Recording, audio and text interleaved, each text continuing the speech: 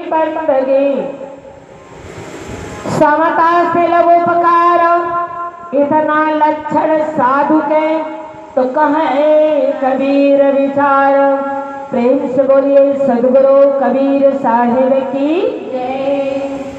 सज्जनों, संत दयालु पुरोहित ब्राह्मण को पूछा कि महाराज आप राजा को क्या बताओगे?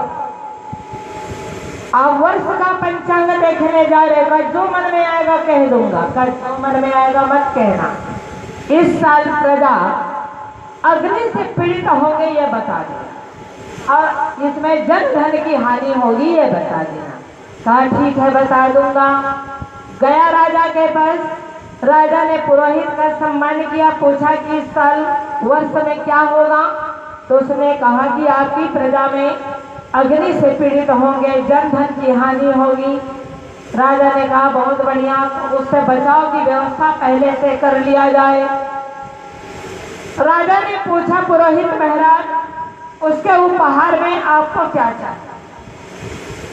उसने कहा मुझे 8-10 गट्ठा लकड़ी चाहिए। अब उसको धुलाने के लिए मैं जहां तक कहूँगा वहां तक आदमी नौकर चाहिए और 1 दिन मिट्टी का तेल चाहिए। कहा ठीक है। राजा प्रसन्न तो गजबो दिलाना। राजा प्रसन्न हो जाए तो क्या नहीं दे देगा? 8-10 गट्ठा लकड़ी कौन कहे, अगर 8-10 गट्ठा चंदन की लकड़ी भी कह दे वो दे देगा। सही बात है ना? तो लकड़ी ले लिया, और महात्मा जी जो महात्मा उनको युक्ति बताए हैं, वो महात्मा जी अपने कुटिया में भजन कर रहा है, निध्यासन कर रहा है, अंदर से सिद्धि नहीं लगा है, लेकिन जंगल का रहने वाला महात्मा है, युक्ति से जीवन जीता था। बाहर से कुंडी भी लगा है, अंदर से सिद्धि भी लगा है। और ये पुरोहित गया तो समझा कि बाबा बाहर घूमने गया है या अंदर में घुसा है, अब उसकी कुटिया को जला देना चाहिए। 8-10 गट्ठा लकड़ी को उसकी कुटिया के चारों तरफ डलवा दिया, मिट्टी का तेल छिड़कवा दिया और आग लगा। यह पुरोहित का काम। सौभाग्य से महात्मा जी बाहर जंगल के बाहर भ्रमण में गए हुए, आकर के देखता है कुटिया राख हो गया है। कहा कोई बात नहीं, किसने किया ये भी पता चला, पर उसने कहा कोई बात नहीं, राजा के राज्य में मैं भी हूँ, जब उनके प्रजा अग्नि से पीड़ित होंगे मैं ही बताया हूँ, मैं भी उनकी प्रजा हूँ, तो मुझको भी तो अग्नि से पीड़ित होना है। जो किया अच्छा किया है, स्वीकार कर लिया। दूसरे साल वो फिर जा रहा है वही पुरोहित, और सच में उनकी जन धन को अग्नि से पीड़ित होना पड़ा। राजा को विश्वास हो गया कि पुरोहित कहता है बात सच कहता है। अब पुरोहित का बात किसका है? पुरोहित का है। विचार तो करिए, किसने युक्ति बताया है? संत ने बताया। दूसरे साल वर्ष देखने फिर जा रहा है। महात्मा जी वही कुटिया पर बैठ करके फिर उनको आवाज देता है पुरोहित महाराज प्रणाम महाराज, आप कहाँ जा रहे हो? कहा वर्ष देखने फिर जा रहा हूँ। कई साल क्या बताओगे? तो कहा जो मन में आएगा बता दूंगा। अरे जो मन में आए मत बताना, इस साल कह देना कि प्रजा जल से क्षति होगी, जन धन की हानि होगी, तो जा करके बता दिया। और लौटते तब राजा ने फिर पूछा आपको क्या चाहिए? तो कहा मुझे 10 नौकर चाहिए और 20 पीपा चाहिए। उसने 10 नौकर दे दिया, 20 पीपा दे दिया। वो तालाब के किनारे संत का कुटिया था। लौट के आता है, कदाचित राजा को पता चल जाए कि ये महात्मा के कहने से बताता है करके, तो राजा जो है मुझे दंड देगा, इसलिए ये संत को खत्म कर देना चाहिए। ये पुरोहित का मन था। उन्होंने लौटते दम पर महात्मा की कुटिया पर पानी भरवा दिया 10 नौकरों के द्वारा। महात्मा जी फिर जंगल को भ्रमण में गए, आए देखे तो कुटिया जल से भरा हुआ है। महात्मा ने कहा कोई बात नहीं। इतने में तीसरे साल आया, फिर वो वर्ष देखने जा रहा है। वही महात्मा है, फिर उनको बता रहा है क्या जो मन में आएगा बता दूंगा। अब तो संत के चरण में वो राजपुरोहित डंडा सरल गिर गया। का महाराज धन्य है, मैं आपको अग्नि से जलाने का काम किया, जल से आपकी कुटिया को भरवा दिया, लेकिन आपने अपना उपकार करना नहीं छोड़ा। संत ने बोला, सरवर तरवर संत जना, चौथा बरसा में हम अपरमार्थ के कारण तो चारों धारे हम।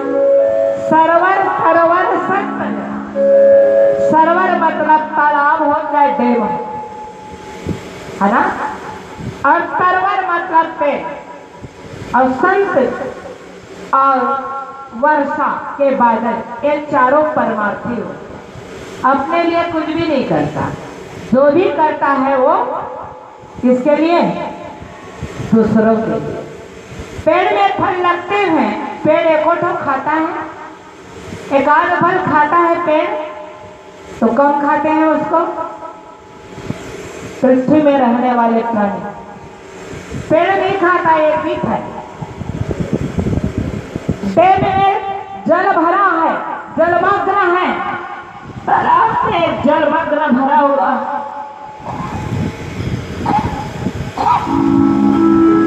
लेकिन सज्जनों, एको गिलास पानी तालाब पी जाता है, डैम पी जाता है? नहीं, सारा जल परमार्थ के लिए। वर्षा का बादल बरसता है परमार्थ के लिए। संत जीता है किसके लिए? अपने लिए। संत अपने लिए जीते हैं क्या? संत अपने लिए नहीं, परमार्थ के लिए जीता है। और परमार्थ के लिए जीता है वही संत होता। स्वार्थ के लिए जीता है वो संत नहीं होता, दूसरे के हित के लिए जीता है। तो सज्जनों, उस संत ने कहा, चरणों में उसके पुरोहित गिरा है, और आप कितने परमार्थी हो, आपको मैं कितना दंड देने का काम किया, लेकिन आपने अपना उपकार नहीं छोड़ा। कहा मैं कोई उपकार नहीं किया हूँ। कहे आपका कुटिया पानी से मैं ही भरा था, अब क्या हुआ करतूत अपने मुख से ही बोल रहा है। आपकी कुटिया को जलाने वाला मैं ही हूँ, कि जला दूंगा सब खत्म हो जाएंगे, तो राजपुरोहित का नाम सोचा होगा, राजा मुझे अच्छा मानेंगे करके ये सारा काम मैंने किया था। महात्मा जी कहे कोई बात नहीं, देखो राजा के राज्य में मैं भी हूँ, तो अग्नि से पीड़ित आप नहीं क्यों, प्रकृति से मुझे तो पीड़ित होना ही था, जल से पीड़ित मुझे होना ही था, आप नहीं किए, मुझे होना था, इसलिए मैं हो गया। इस साल आप राजा को बता देना कि उसकी प्रजा अन्न धन सबसे परिपूर्ण रहेगा, किसी प्रकार की आपदा नहीं आएगी। तो महात्मा को भी कोई आपदा नहीं आया, उसका भी बुद्धि परिवर्तन हो गया, किसका? तो राजपुरोहित का। अब उनके चरणों में गिर करके आज राजा पूछा कि इस साल क्या होगा महाराज जी? तो कहे प्रजा को धन धान्य से सब सुख संपन्न रहेंगे, लेकिन राजा एक बात की निवेदन है, 3 साल का जो वर्ष मैंने बताया है आपने बुद्धि से नहीं बताया है, जो कुछ भी मैंने बताया है ये रास्ता में पड़ने वाले संत के मार्गदर्शन में मैंने काम किया है, मैं खुद नहीं किया। राजा अपनी राजमहल छोड़ करके ऐसे संत की दर्श करने के लिए निकल पड़ता है, और आता है दर्शन करने के लिए। संत की दर्श करके राजा बड़ा प्रसन्न हो गया, और प्रसन्न हो करके अब तो क्या पूछना सज्जनों, उसने उस महात्मा जी के लिए सुंदर राजमहल जैसे आश्रम का निर्माण करा दिया, और धन धान्य से उनको प्रसन्न कर दिया। कहने का मतलब यह है सज्जनों कि जीवन में वास्तविक में कहें तो सत्य के बराबर इस दुनिया में कोई बड़ा चीज नहीं। इसलिए सदगुरु कबीर ने कहा है, संगत की जय साधु के हरे और की व्यार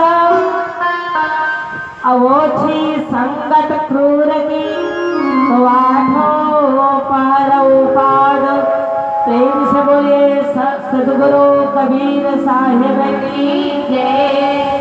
संगत की जय साधु। राज पुरोहित ने साधु का संग कर लिया तो सज्जनों स्वयं का कल्याण हो गया और राज्य का कल्याण हो गया। इसलिए संतों के संग करने से कभी हमारा जीवन बेकार होता नहीं है। इसलिए अपना कुछ तो समय निकाल करके हमें संतों का संग हमें कर लेना चाहिए। और जो संतों का संग नहीं करता है उसका जीवन में क्या होता है उसको सदगुरु कबीर साहब ने रमैनी में बताया है। प्रेम से बोलिए सदगुरु कबीर साहिब की जय। कबहु न भायऊ संग साथा ऐसे जन्म गवावहु बहुरे न पै हो ऐसो थाना साधु संगत तुम नहीं कही जाना। अब तोरे हुई नरक महाबासा निसर न बसाई लबार के पासा निसर न बसाई लबार के पासा। जात सबन कह देखियो कहीं कबीर पुकार चेतवा हुए तो चेतले और नहीं तो दिवस परत है धार। प्रेम से बोलिए सदगुरु कबीर साहिब की जय। कबहु न भयऊ संग और साधा। तो मनुष्य जीवन प्राप्त करने के बाद साधु का संग और साथ नहीं करता। दो बात है, एक है संग और दूसरा है क्या साथ। संग किसे कहते हैं? अभी आप सब संत का संग कर रहे हैं, संत का संग कर रहे हैं। और साथ कब होगा? जब हमारे चरित्र आचरण में वो आ जाएगा तब वो क्या होगा? साथ होगा। सदगुरु कबीर लगता है कुसंगियों के बीच बैठे हैं और ये रमैनी को बोल रहे हैं कबहु न भयऊ संग और साधा।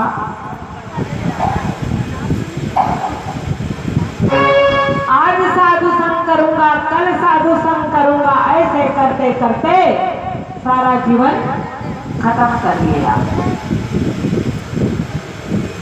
ऐसे जन्म गंवावा हुआ था बहुरी न पहिया ऐसो थाना।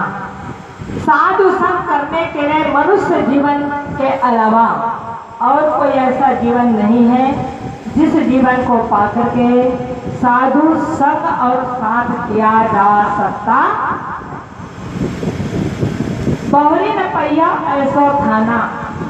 ऐसा अवसर ऐसा समय और कभी मिलने वाला नहीं है। कैसा समय? ऐसा मत समझ लेना मार्च महीना का 26 तारीख 2022 जैसे समय नहीं मिलेगा इसी बात नहीं। मनुष्य जन्म रूपी अवसर और कहीं मिलने वाला नहीं है। बहुरी न पहिया ऐसो थाना। और ऐसे मनुष्य जन्म को भी पा करके अगर हमने साधु संगत तो मैं नहीं पहचाना, अच्छे संग को अगर पहचान नहीं किया तो आगे क्या होगा? अब तो हुई है नरक महाबासा। संतों की संग नहीं करोगे साथ नहीं करोगे तो हमारा स्थान कहाँ मिलेगा? हमको किसी को नरक भेजने की जरूरत नहीं है। डायरेक्ट सिलेक्शन वो नरक जाएगा ही। आया बात समझ में? साधु का संग और साथ करेगा वो कभी नरक जा सकता नहीं है। अगर संतों का संग और साथ नहीं करेगा तो सज्जनों उसको नरक जाने से कोई बचा भी सकता नहीं। अब तो हुई है नरक महाबासा। क्यों? तो निस्दिन बसयुल्ला बार के पासा।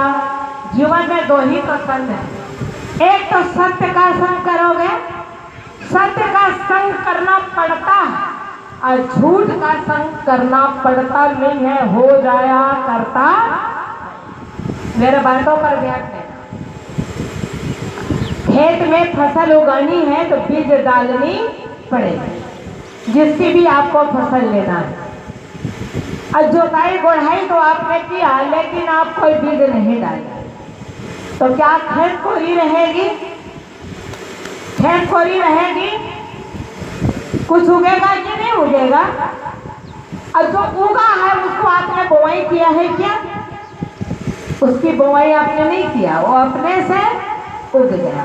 फसल के लिए बीज डालनी पड़ती। इसी प्रकार जीवन को अच्छा बनाने के लिए साधु का संग करनी पड़ती। अब अच्छा संग आप नहीं करोगे तो बुरा संग करना नहीं पड़ता है, बल्कि बुरा संग हो जाया करता है। क्योंकि मनुष्य के जीवन में दो ही संग है, एक तो सत्संग, और सत्संग नहीं करोगे तब क्या होगा? कुसंग। कुसंग करना नहीं पड़ता है, हो जाता है। तो कैसे? प्रकाश को लाना पड़ता है, अंधकार को लाना पड़ता। प्रकाश के अभाव को ही अंधकार कहा जाता, ज्ञान के अभाव को ही अज्ञान कहा जाता है, सत्संग के अभाव को ही कुसंग कहा जाता है। करना नहीं पड़ता, हो जाता। इसलिए शायद कहते हैं कि अब तो हो नरक महाभाषा, निस्दिन बसयु लबार के पासा। अब लबार के पास, लबार शब्द शुद्ध शुद्ध छत्तीसगढ़ी है कि नहीं? वो आदमी भारी लबराएगा, कथे कि नहीं का? तो छत्तीसगढ़ी है कि नहीं? इसे साफ विदित होता है। सदगुरु कबीर हमारे छत्तीसगढ़ में भी आए, सही बात, क्योंकि सदगुरु कबीर की वाणी ऐसी है कि वो जहाँ जाते थे वहीं की भाषा बोला करते।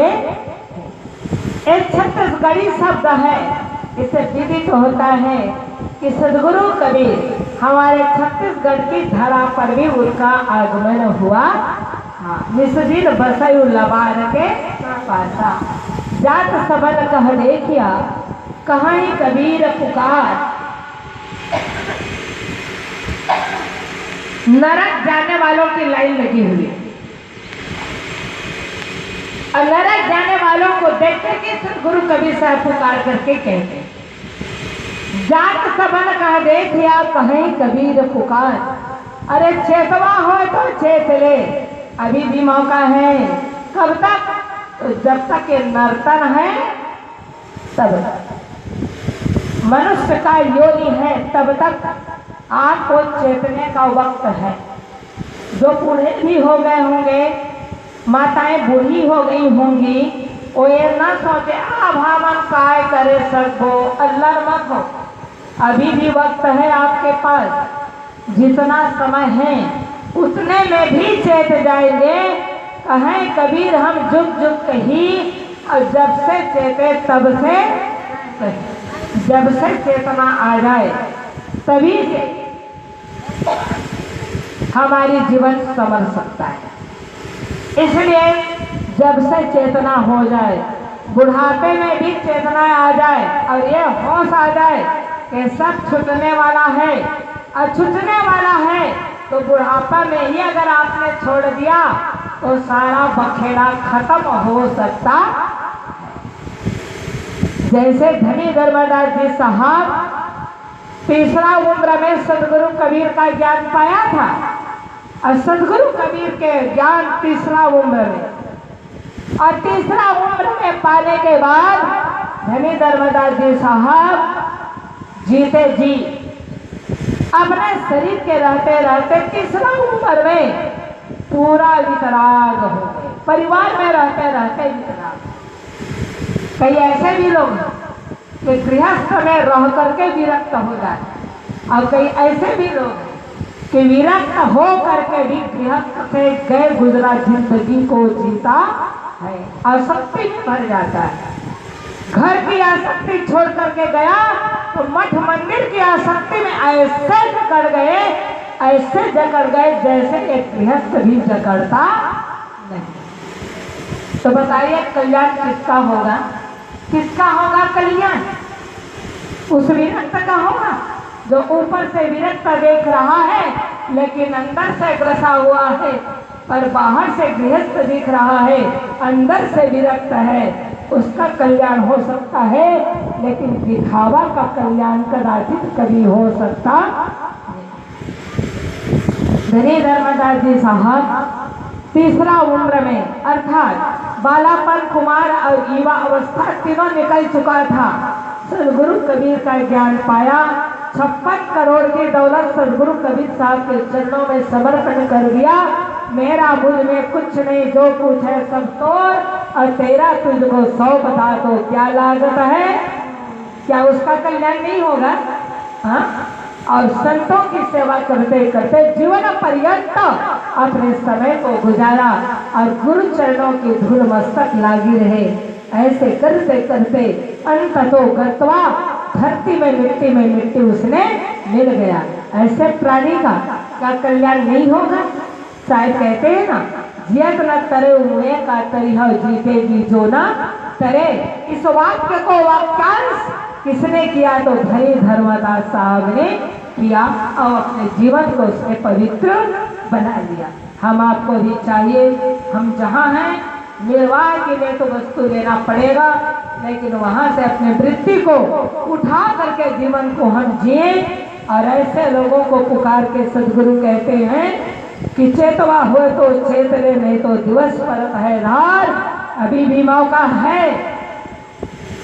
उठ जाग मुसाफिर भोर भय, अब रहे न कहाँ जो सोवत है। सोवत है सो खोवत है, और जागत है सो पावत। अगर बुढ़ापा में भी जागना हो जाए ना, किस कैसे?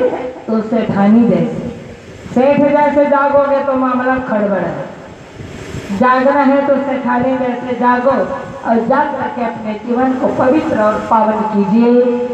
ज़्यादा कुछ ना कहते हुए आज प्रथम दिवस के प्रथम सत्रों सज्जनों समय कर रहा इनकार, सदगुरु को करे नमस्कार।